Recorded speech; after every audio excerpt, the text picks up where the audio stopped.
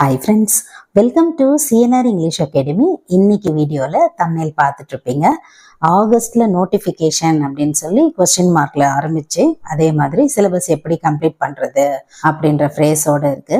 So teachers பார்த்தீங்கன்னா ஒரு பக்கம் விக்ரஸாக எக்ஸாமினேஷனுக்கு ப்ரிப்பேர் பண்ணிக்கிட்டும் இருக்காங்க. ஆனால் இதுக்கு நடுவில் வரக்கூடிய ஒரு சில டவுட்ஸு, கண்டினியூஸாக வரக்கூடிய டவுட்ஸு, அதுக்கு நம்ம ஒரு சில கிளாரிஃபிகேஷன்ஸுமே ஒவ்வொருத்தருக்கும் கொடுத்துருப்போம். அண்ட் இதெல்லாம் முக்கியமான இன்ஃபர்மேஷன்ஸாக இருக்கிறதுனால சேனலில் ப்ரிப்பேர் பண்ணிக்கிட்டு இருக்கக்கூடிய டீச்சர்ஸ்க்கும் இந்த இன்ஃபர்மேஷன்ஸ் தெரியணும் அப்படின்றதுக்காகத்தான் இந்த வீடியோ. ஸோ என்னதான் ஆகஸ்டில் நோட்டிஃபிகேஷன் வந்துடும் அப்படின்னு இன்ஃபர்மேஷன்ஸ் நமக்கு தெரிஞ்சாலுமே ஒரு சில டீச்சர்ஸ்க்கு பார்த்தீங்கன்னா அந்த டவுட்ஸ் இருக்குது. அடிக்கடி கேட்குறாங்க, ப்ரிப்பேர் பண்ணிக்கிட்டே இருக்காங்க, திடீர்னு நடுவில் ஒரு டவுட் வருது, கண்டிப்பாக எக்ஸாம் ஆகஸ்டில் நோட்டிஃபிகேஷன் வந்துருமா, நம்பலாமா அப்படின்னு சொல்லி. அண்டு ரீசெண்டாக பார்த்தீங்கன்னா டிஆர்பியில் கால் பண்ணி கேட்கும்போதும் அவங்க சொன்னதுமே அதுதான், உங்களை மாதிரியே தான் எங்களுக்குமே பேப்பரில் பார்த்த இன்ஃபர்மேஷன்ஸ் தான், அதற்கான வேலைகள்லாம் எப்படி மும்முரமாக நடந்துட்டு இருக்குதுன்னு நீங்கள் படிச்சீங்களோ அதே மாதிரியான இன்ஃபர்மேஷன்ஸ் தான் எங்களுக்கும் தெரியும் அப்படின்னு சொன்னாங்க. இந்த மாதிரி மும்முரமாக டிஆர்பி ஒர்க் பண்ணிக்கிட்டு இருக்கு பிஜிடிஆர்பிக்காக அப்படின்ற நியூஸ் பார்த்தீங்கன்னா லாஸ்ட் மந்தே வந்துருச்சு, நமக்கு ஜூன்லயே சொல்லிட்டாங்க. ஸோ உங்களுக்கு அதை பற்றிய டவுட்டே இனிமேல் வேண்டாம். ஆகஸ்ட்ல மேக்சிமம் நோட்டிஃபிகேஷன் வரதுக்கான வாய்ப்புகள் தான் அதிகமாக இருக்குது. $1 மில்லியன் கொஸ்டின் என்ன அப்படின்னு பார்த்தீங்கன்னா, சிலபஸை எப்படி கம்ப்ளீட் பண்றது, எந்த சப்ஜெக்டா இருந்தாலும் சரி தான் கொடுத்துருக்காங்க. ஒரு சப்ஜெக்டுக்கு சிலபஸ் அதிகம்னோ இன்னொரு சப்ஜெக்டுக்கு கம்மியோ அப்படி கிடையாது. ஸ்டாண்டர்ட் ஆஃப் எக்ஸாமினேஷனுக்கு எப்படி எல்லா சப்ஜெக்டுக்குமே பார்த்தீங்கன்னா சிலபஸ் ஒரு சில யூனிட்ஸ் டஃப் ஆகும், ஒரு சில யூனிட்ஸுக்கு கொஞ்சம் ஈஸியாக இருக்கிற மாதிரி தான் இருக்கும். அண்ட் அது ஒரு இண்டிவிஜுவலையும் பொறுத்தது. ஒரு சில பேருக்கு ஒரு சில டாபிக்ஸ் ஈஸியாக இருக்கும், ஒரு சிலது கஷ்டமாக இருக்கும், அந்த மாதிரி. ஸோ இதை ஓவராலாக கம்ப்ளீட் பண்ணுறது ஒரு டாஸ்க் தான் ஒரு ஆஸ்பிரன்ஸுக்குமே. அண்டு எக்ஸாம் அப்படின்றது பார்த்தீங்கன்னா ஒரு சான்ஸ், அது ஒரு ஆப்பர்ச்சுனிட்டி, அது அடிக்கடி கிடைக்கும் அப்படின்னு எதிர்பார்க்கறது இப்போ வரக்கூடிய நாட்களில் ரொம்ப பெரிய விஷயமா இருக்குது. அண்டு இந்த சான்ஸை யார் ஃபுல்லாக தன்னோட பொட்டன்ஷியலை பயன்படுத்தி அதை யூஸ் பண்ணிக்கிறாங்களோ அவங்க சக்ஸஸ் அடையிறாங்க. அதுக்கு கொஞ்சம் கீழே தவற விடுறவங்க மறுபடியும் அடுத்து வரக்கூடிய வாய்ப்புகளை எதிர்பார்த்துட்டு இருக்காங்க. இதுதான் காமன் ஃபினாமினாவா நடந்துட்டு இருக்குது. நீங்க எந்த ஸ்டேட்டா இருக்கட்டும், எந்த எக்ஸாமா இருக்கட்டும், இல்ல நம்மளோட சென்ட்ரல் எக்ஸாம்ஸா இருக்கட்டும், எதுவா இருந்தாலும் சரி இப்படிதான் போயிட்டு இருக்குது. எக்ஸாமுக்கு முன்னாடியே ப்ரிப்பேர் பண்றதுதான் நோட்டிபிகேஷன் வர்றதுக்கு முன்னாடியே ப்ரிப்பேர் பண்றதுதான் ரொம்ப ரொம்ப முக்கியமான ஒண்ணு. நோட்டிஃபிகேஷன் அப்படின்ற இன்ஃபர்மேஷன் நமக்கு எப்போ வருதோ அந்த நாள்ல இருந்து நம்ம பார்த்தீங்கன்னா ரிவிஷனுக்கு தான் நம்ம பயன்படுத்தணும். அப்போதான் பார்த்தீங்கன்னா அது ஒரு கரெக்டான ப்ரிப்பரேஷனாக இருக்கும்.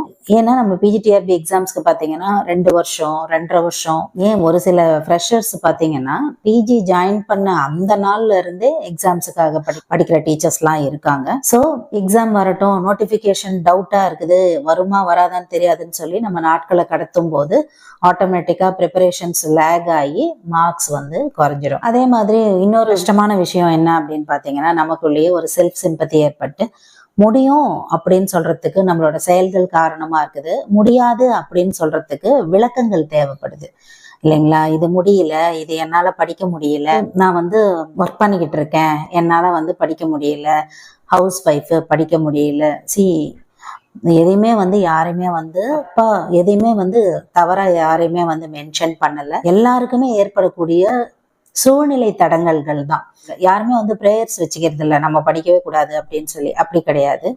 இந்த மாதிரி சூழ்நிலை தடங்கல்களை நம்ம ஈஸியா கையாண்டு வெளியில வரும்போது தான் அந்த சக்சஸ் அப்படின்ற ஒரு பெரிய விஷயத்துக்குள்ள நம்மளால போக முடியும். போர்டு எக்ஸாம்ஸ் எழுதக்கூடிய 10th இருக்கட்டும் 12th இருக்கட்டும், எல்லாருக்குமே இது பொருத்தமானது தான். ஒருத்தரால முடியுது, இன்னொருத்தரால அது முடியல அப்படின்னு சொல்லும்பொழுது செயல்களில் வரக்கூடிய மாற்றங்கள் தான். ஆக்ஷன்ஸ் எதுவா இருந்தாலும் சரி, நம்ம இன்னைக்கு ஒரு ஆக்ஷன் எடுத்து அந்த செயல்பாட்டை இன்னைக்கு நிற்கிறதுக்கான வேலைகளை பண்றது, அதே மாதிரி அது ஆர்வம் குறையாம அதை செய்யறது. ஃபர்ஸ்ட் ஆரம்பிக்கிற இன்ட்ரெஸ்ட் கொஞ்சம் கொஞ்சமா லேக் ஆயிட்டு போகும்போது அசாதாரணமா நம்மளோட வெற்றிகள் தள்ளி போயிடும். So interest played a vital role. அந்த ஆர்வம் குறையாம பார்த்துக்க வேண்டியது நம்மளோட கையில தான் இருக்குது. ஒரு 150 மார்க்ஸுக்கு 110 பார்த்தீங்கன்னா மேஜர்ல, 30 மார்க் அஃப்கோர்ஸ் நம்மளோட எஜுகேஷனல் சைக்காலஜில, அண்ட் தென் 10 மார்க்ஸ் பார்த்தீங்கன்னா ஜிகேல. பெரிய விஷயம் அப்படின்னு நம்ம அதை எடுத்துக்க வேண்டியதே கிடையாது. ஏன் இதை சொல்றோம் அப்படின்னு சொன்னா, இப்போ நம்மளே பார்த்துட்டு இருக்கோம், ஒரு பிடி எக்ஸாமுக்கு 2 எக்ஸாம் எழுதிட்டு அதுக்கப்புறம் காத்துக்கிட்டு இருக்கிற சூழ்நிலை எல்லாம் இருக்குது. I just don't want to go in to the histories deep. ரொம்ப அதிகமா அதுக்குள்ள நம்ம போக தேவையில்லை. ஆனா எல்லாருக்குமே அது தெரியும். அப்படி இருக்கும்போது ஒரு பிஜிடிஆர்பி எக்ஸாம் அப்படின்றது ஈஸியான ஒரு விஷயம்தான் அப்படின்றத நம்ம ஃபர்ஸ்ட் வந்து அந்த தாட் ப்ராசஸ்க்கு வந்து அது கொண்டு வரணும். படிக்கும் போதே வந்து ரொம்ப கஷ்டமா இருக்குது, தெரியாத விஷயங்களை தெரிஞ்சுக்க முற்படும் போது கஷ்டமா இருக்குது அப்படின்னு சொல்லி அதை அப்படியே தேக்கி வைக்கிறது மூலயமா பார்த்தீங்கன்னா போர்ஷன்ஸ் வந்து அப்படியே இருக்கும், படிக்கவே முடியாது.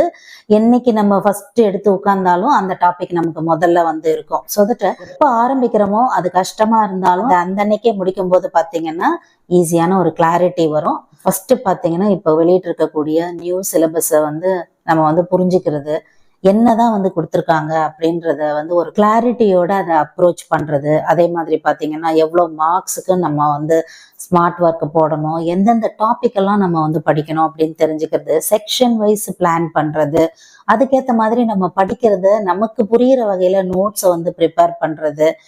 மினிமம் பார்த்தீங்கன்னா ஒரு நாளைக்கு ஒரு 5 hours வந்து படிக்கிறதுக்காக ஒதுக்குறது, அதையே வந்து டெஸ்ட் எழுதி பார்க்கறது, எழுதின டெஸ்டையே வந்து மறுபடியும் எழுதி பார்க்கறது இல்லைங்களா. ஏன்னா 10 யூனிட் இருக்குது, ஒரே யூனிட் இல்லை இல்லைங்களா. அதனால 10 யூனிட் இருக்கும்போது அடுத்து எழுதின டெஸ்டே வந்து எழுதி பார்க்கறது. பிகாஸ் நமக்கு வந்து ஏஜஸ் ஸ்டேஜ் இதெல்லாம் இருக்கிறதுனால காலேஜில் கூட பார்த்தீங்கன்னா ஒன்ஸ் ஒரு எக்ஸாம் வந்து ஒரே முறை படிச்சுட்டு போய் கூட நம்ம எழுதியிருப்போம், யூஜியா இருக்கட்டும் பிஜியா இருக்கட்டும். இங்க வந்து பார்த்தீங்கன்னா தெரிஞ்ச விஷயத்தையே கூட தவறு பண்றதுக்கான வாய்ப்புகள் அதிகமா இருக்குது. கொஸ்டின்ஸ் வந்து அவ்வளோ கிரிட்டிக்கலா அந்த அளவுக்கு ஸ்க்ரூட்டினைஸ் பண்ணி கேட்க ஆரம்பிச்சிட்டாங்க இப்பெல்லாம். நீங்க வந்து பிஒய்க்யூ பாத்தீங்கன்னா தெரியும், ஃபர்ஸ்ட் ஆரம்பத்துல வந்து 60-40 இருந்தது. அதாவது ஒரு 40% கேள்விகள் தான் வந்து கொஞ்சம் ட்விஸ்ட் இருக்கும், 60% கேள்விகள் பாத்தீங்கன்னா டைரக்டா இருக்கும். இப்போ வந்து ஃப்ரெஷ்ஷாக ப்ரிப்பேர் பண்ணுறவங்க கூட 2001 கொஸ்டின் பேப்பர்லாம் பார்த்தாங்கன்னு சொன்னால் ஈஸியாகவே இருக்கும் கேள்விகள். அதனால தான் நம்ம சொல்லுவோம் ஃபர்ஸ்ட் இருக்கக்கூடிய கொஸ்டின் பேப்பர்ஸ்லாம் வந்து லேட்டர் உங்களோட ரிவிஷன் அப்போ வச்சுக்கோங்க. ஒரு 2017-19 அந்த மாதிரி பிஒய்க்யூ எல்லாம் நீங்க பாருங்க. அப்படி பார்க்கும்போது ஆட்டோமேட்டிக்கா பயம் வரும்.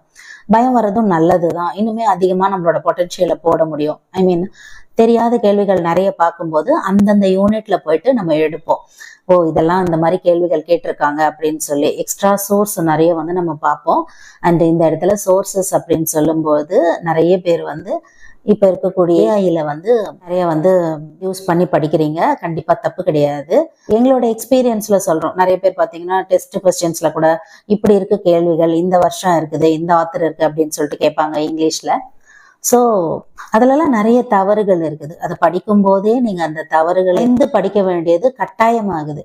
எந்த சப்ஜெக்டா இருந்தாலும் சரி, ஒரு மெயினான சோர்ஸை எடுத்து நீங்க படிக்கும் போதுதான் கரெக்டான இன்ஃபர்மேஷன்ஸை நோக்கி நம்ம போக முடியும். இப்ப இருக்கக்கூடிய நெட் இன்ஃபோஸ்லாம் வந்து பாத்தீங்கன்னா அவ்வளோ இன்ஃபர்மேஷன்ஸ் இருக்குது, 1-2 கிடையாது, 100 கணக்குல 1000 கணக்குல இருக்குது. ஆனா அது எல்லாமே சரியானது தானா, நம்ம சரியான பாத்துல தான் போயிட்டு இருக்கோமா அப்படின்னு சொல்லி நீங்களே வந்து செல்ஃபா அதை அனலைஸ் பண்ணி படிங்க. அது ரொம்ப ரொம்ப முக்கியமானது. ஏன் அப்படின்னு சொன்னா நேரங்களை அதிகமா அதுல நம்ம போடும்போது பின்னாடி ரிவிஷன்லாம் பண்ணும்போது அதிகமான நேரங்கள் கிடைக்காது. அதே மாதிரி தவறான இன்ஃபர்மேஷன்ஸ் நிறைய நம்ம எழுதிட்டு இருப்போம். ஸோ தட் அதுல மட்டும் கொஞ்சம் பார்த்து உங்களோட ப்ரிப்பரேஷன்ஸை பண்ணுங்க. அண்ட் இப்போ நம்ம சொன்ன எல்லா இன்ஃபர்மேஷன்ஸும் 1 by 1 பண்ணிட்டே இருக்கும்போது ஆட்டோமேட்டிக்கா கான்ஃபிடன்ஸ் நமக்கு ரைஸ் ஆகும். மறுபடியும் ரிவிஷன்ஸ் பண்ணும்போது ஓவராலா ஒரு எனர்ஜி கிடைக்கும் ஒரு இண்டிவிஜுவலுக்கும். ஸோ நோட்டிஃபிகேஷனுக்கு முன்னாடி வரக்கூடிய கம்மியான கால அளவுல கூட ஒரு பிஜிடிஆர்பிக்கு சிலபஸ் நம்மளால எப்படி கம்ப்ளீட் பண்ண முடியும் அப்படின்றத ஓவரால ஒரு கிளிம்ஸ் நம்ம பார்த்தோம். ஸோ இதுல உங்களுக்கு ஏதாவது டவுட்ஸ் இருந்ததுன்னு சொன்னா வழக்கம் போல உங்களோட கமெண்ட் செக்ஷன்ல சொல்லுங்க. அண்டு நீங்க எவ்வளவு யூனிட்ஸ் வந்து உங்களோட மேஜர்ல வந்து முடிச்சிருக்கீங்க, இல்லை இனிமே தான் ஸ்டார்ட் பண்ண போறதா இருந்தாலும் கமெண்ட் செக்ஷன்ல சொல்லுங்க. அதை பார்க்குறவங்களுக்கு மிகப்பெரிய ஒரு இன்ஃபோவா இருக்கும். நம்மளால வந்து ஒரு ஸ்டிமுலஸை வந்து கண்டிப்பா ஒரு டீச்சராலையும் கிரியேட் பண்ண முடியும். இல்லை இனிமே தான் நீங்க ஸ்டார்ட் பண்ண போறதா இருந்தா கூட கண்டிப்பா அந்த இன்ஃபர்மேஷன்ஸ் உங்களோட கமெண்ட் செக்ஷன்ல சொல்லுங்க. Up to this I conclude. இதே மாதிரி ஒரு நல்ல வீடியோல உங்களை நான் மீட் பண்றேன். தேங்க்யூ ஃப்ரெண்ட்ஸ், தேங்க்ஸ் ஃபார் வாட்சிங்.